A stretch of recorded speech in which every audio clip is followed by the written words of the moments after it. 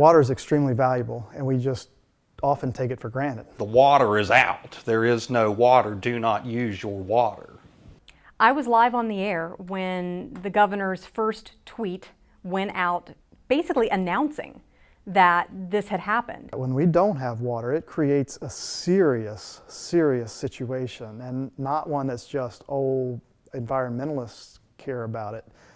Everybody cares about it. Citizens care about it. Businesses care about it. No one was prepared for it, but also trying to fathom what it was like to be completely cut off, to not have an appropriate supply of drinking water, or to only have to be able to shower in a public space every couple of days if you're lucky. I've never, ever, ever seen the community of West Virginia come together in a way that people did during the water crisis.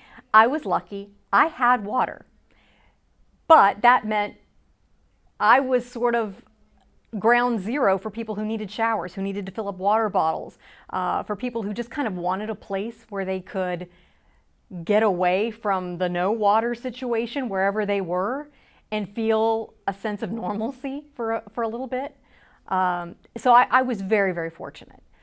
But our staff, our reporters, their families, many of them, I think nearly all of them, they lived in apartments and in homes where they didn't have water either. One of my favorite things that I saw in that time was going down Quarrier Street, and there was a guy and his wife, and they looked like they might have been, late 50s, early 60s, who had loaded up the back of their truck with cases of water from Walmart, and they were going down the road handing them out to people.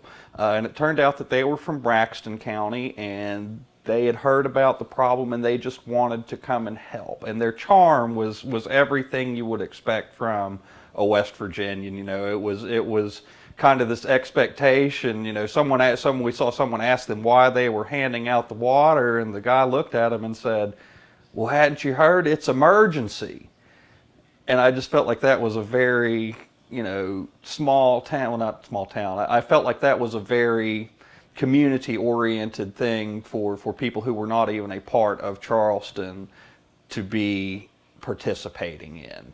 Now, what was surprising to me, and I think surprising to a lot of people, was how susceptible that water source was. So the spill occurs on the Elk River. The Elk River is a water source for that area because it's so clean.